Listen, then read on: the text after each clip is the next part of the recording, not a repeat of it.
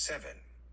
In the past 20 years, the adoration of Elvis Presley has far surpassed that of any entertainer in the 20th century. According to a Gallup poll, his first name, Elvis, has won more recognition than any full name in the entire world. The adoration has far surpassed that of Valentino, Frank Sinatra and the Beatles. In pure earning power, Elvis Presley has surpassed those three great talents combined. No fewer than 350 million of his records have been sold, a staggering achievement. The Guinness Book of World Records reports that he has had more gold discs, 127, than any singer in recording history. If there is any secret to his phenomenal success, it is that he is the only entertainer who at any given moment can appeal to both 10-year-old children and their grandparents. There is no longer a special age group that is besotted by Elvis Presley. He cuts across all age groups, all economic groups, all ethnic and national groups. The name Elvis is as well known in Tokyo as it is in West Berlin or Johannesburg. Apart from the talent that got Elvis to this position in the first place, a lot of his appeal has to do with the image he projects. In a world of shifting sex mores,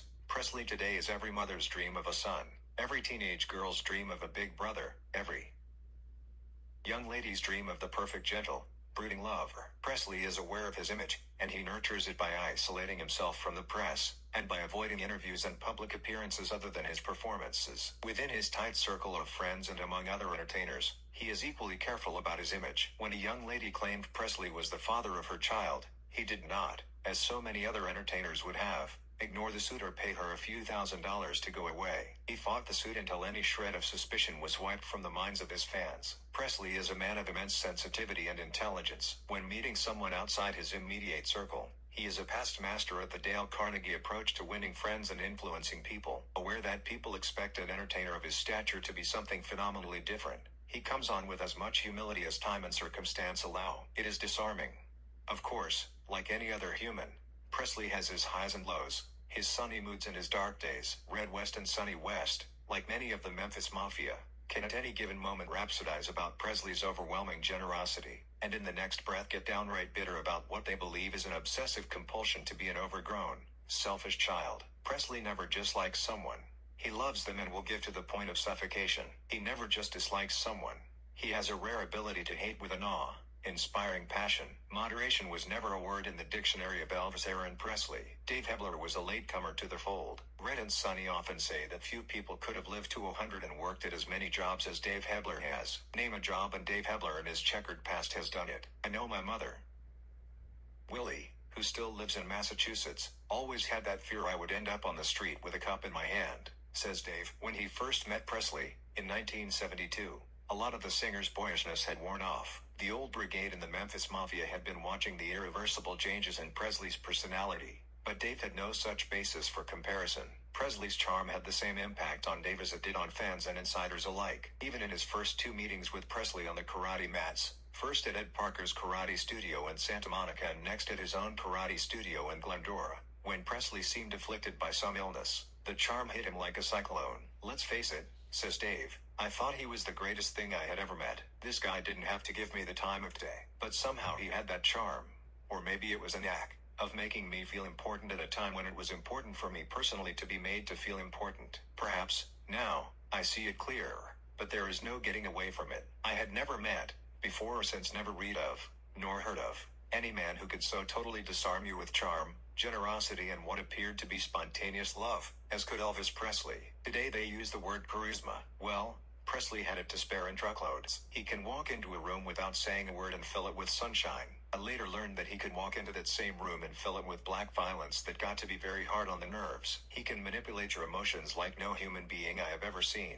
Suddenly you feel you're living your own life in a series of highs and lows dependent on his highs and lows. Unbeknownst to Dave Hebler, Elvis Presley, after his first two encounters with Dave on the karate mats, had given him his stamp of approval. Dave was ideal for a Presley insider. He was quiet, respectful, close-mouthed, and he deferred to Presley in a way that Elvis admired. Dave was also in trouble, and he was pretty much flat broke. In later times Dave realized, as did Red and Sunny, that this was an important requirement for getting close to Presley. Approximately 2 weeks after Dave's first meeting with Presley, in the fall of 1972, Dave was attending a karate meeting headed by Ed Parker. We were talking about organizing some tournaments, recalls Dave. Parker was a hell of an organizer. We made plans to make a bit of money for the art. Parker knew a lot of people, and if anyone can make something work, it's Parker. He is one smart dude, not to mention his skill, a rough mother. Anyway, as the meeting broke up, Ed mentioned casually that he was going over to Elvis's place. Would I like to tag along? Hell,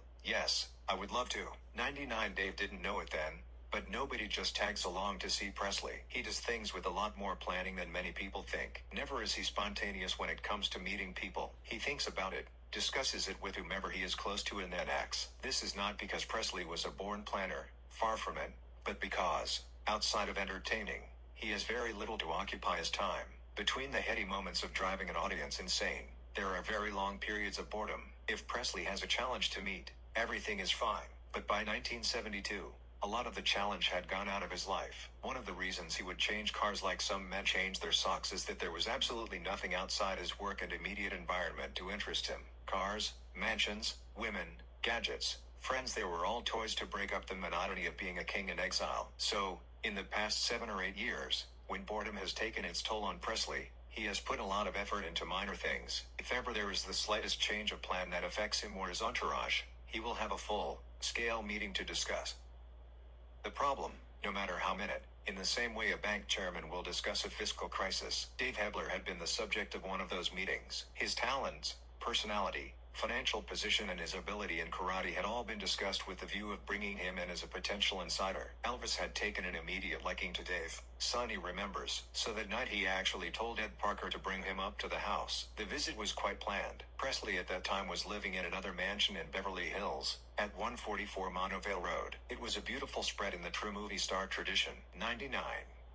Dave picks up the story. Elvis is just there sitting around quietly with the guys. Charlie Hodge, his rhythm guitarist, is there. So were Sonny and Sonny's wife, Judy. Sonny and Judy were living in the house with Elvis. It was a quiet evening, just shooting the breeze. As usual, I didn't say too much. Elvis gestured to me and took me outside into the drive. There were cars all over the place. Mercedes, Rolls, Cadillacs. It looked like an outdoor showroom for luxury cars. In the middle of all of this is this beautiful, gleaming black Stutz Blackhawk. Phew. What a car. Elvis was extremely proud of this car. He smiled and led Dave over to it. He patted the car with a paternal hand and said, "It cost me $40,000, Dave. Believe me, man, it is a load of car." 99.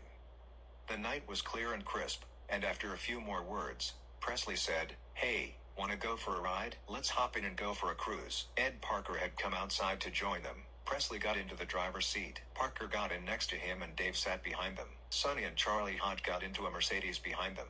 Presley gunned the car. It purred out of the drive like a contented panther. Sonny and Charlie fell in behind, and they went for a cruise, just for the pleasure of it. It was about midnight, Dave says, and we went nowhere in particular, and even though there were not that many cars around, just the sight of it caused quite a stir. In Hollywood in those days there weren't many Stutz to be seen. Then, of course, Elvis was highly recognizable. There were cars whipping U-turns all over the place. Other cars came speeding by with people gawking out of the windows. The traffic at midnight was going crazy. It was then I realized how this guy couldn't just go for a simple pleasure drive without it turning into a riot. He was the kind of guy who liked nothing better than to just get in a car and cruise around like any other dude. But this was denied to him, and although I was impressed by all the action, I couldn't help but feel sorry for him. $40,000 car and all. It was no use. He had to turn around and go back home. We drove back and sat around some more in the house. After a little more chit-chat, Ed Parker quietly drew Dave aside. "Dave, we have a little something here to discuss. A small problem. I wonder if you could excuse us a while." Dave took the obvious cue and slipped into an adjoining room, turned on a big color TV, closed the door and sat quietly while the group inside discussed their business. "I was sitting in the den," says Dave, "when the door opens and Elvis slipped inside." He smiled at Dave and said, "Dave, I was wondering if you could help out with something." "Sure, anything," Dave answered. Presley continued, "We have this here problem." Dave was apprehensive. It was the second time he had heard the word problem. "Frankly," says Dave, "I thought they were having some trouble with some guys, so they got Parker and me up to the house to handle something like maybe a war or something against some guys who had been giving Elvis a hard time. I was ready for anything." Presley motioned Dave toward the door. "Now this here problem," Presley began as he opened the front door. Dave waited with apprehension. Was he going to face a man with a knife or what? "Now," said Presley, pointing toward the driveway, "there is this goddamned car cluttering up the driveway, and I wonder if you could take it away from here for me. Forever." Dave's mind did a flip. He wasn't quite sure what he was hearing. Did Presley want him to dump this car, This gleaming Mercedes-Benz? What on earth was he talking about? Presley motioned for Charlie Hodge, took a set of car keys from him, and put them in Dave's palm. Go ahead, he said. Take it away, man. It's yours. Dave paled. What are you talking about? I mean, what's going on? Did I miss something? It's yours, man. Presley repeated. I'm giving you the damn car. It's yours. What? You're shitting me. Is this some kind of a joke? I mean, when Presley finally convinced him that he was giving Dave a $10,000 Mercedes 280 SL, Dave felt like he had been hit with an axe at the base of the skull. 99.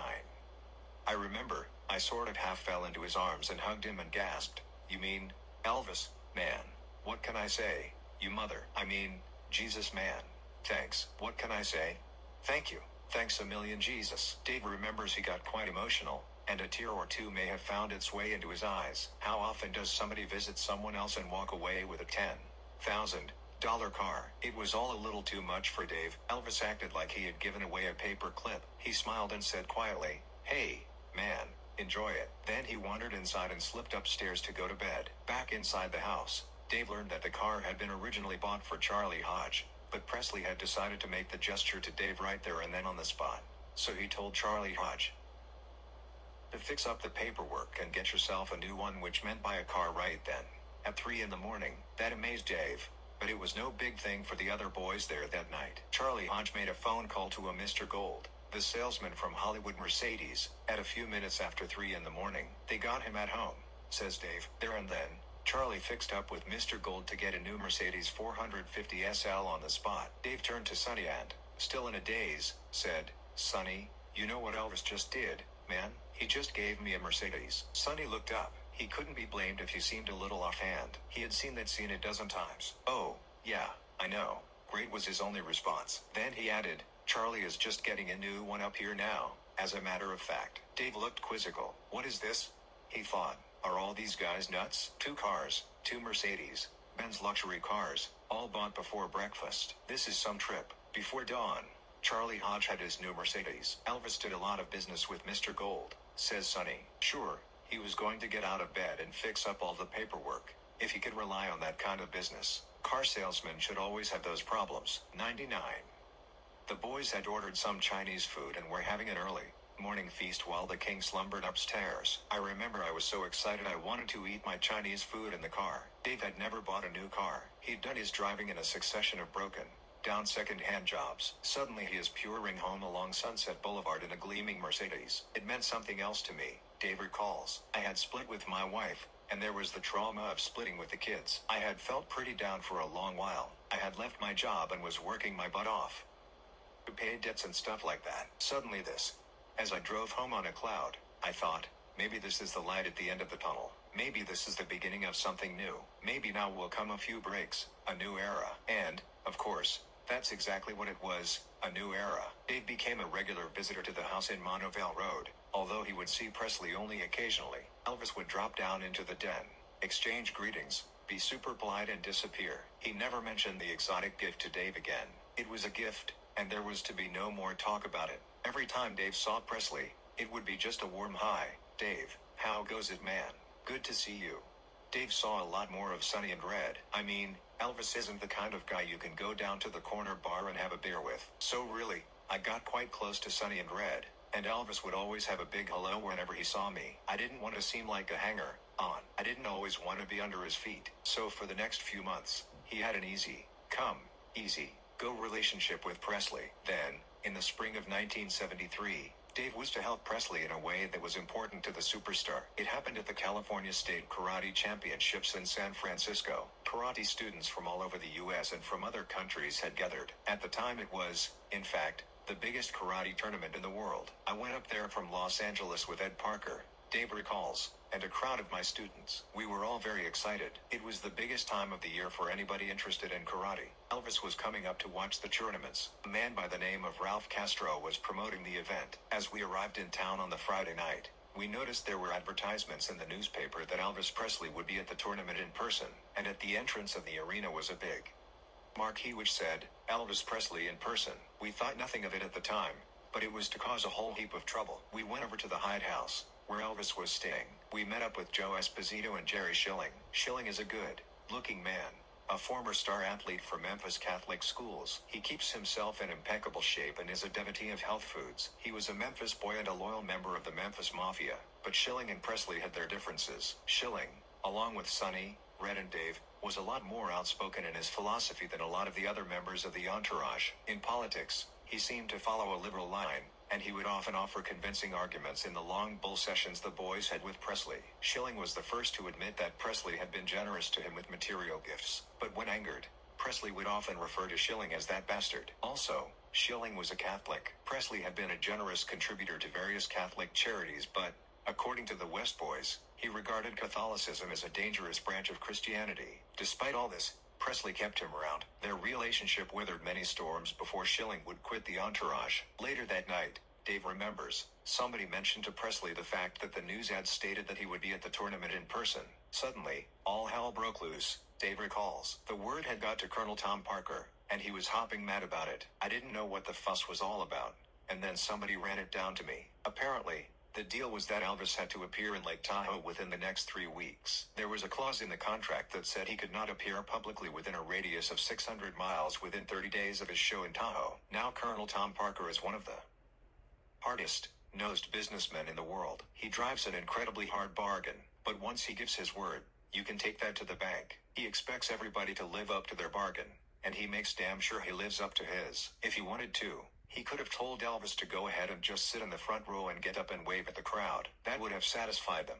Probably, it would have been okay. But the old man didn't want anyone coming back to him and saying that Elvis appearing at a karate show constituted a public appearance. He wasn't going to even give a hint of breaking his word. He is fanatical about giving a handshake on a deal or giving his word. It's law. And that's why he carries so much weight in a world filled with double dealers. Anyway, the order came down.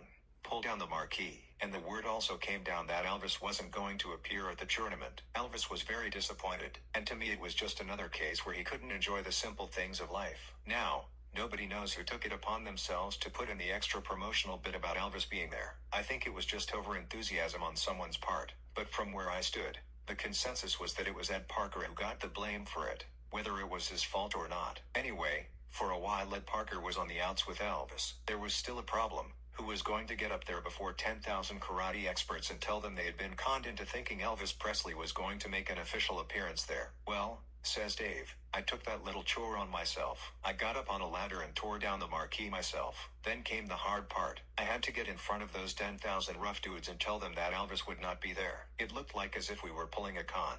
And, frankly, although everybody was innocent, that looked like what had happened. Anyway, I got up and made the announcement. It's a very lonely feeling standing out there in front of 10,000 guys, every one of them handy with their fists and their feet, and telling them that the whole promotional gig was a big mistake. As I'm making the announcement, the guys behind me who are the organizers are saying, "Go on, Dave, we're watching your back. If anyone makes a move on you, we'll get them."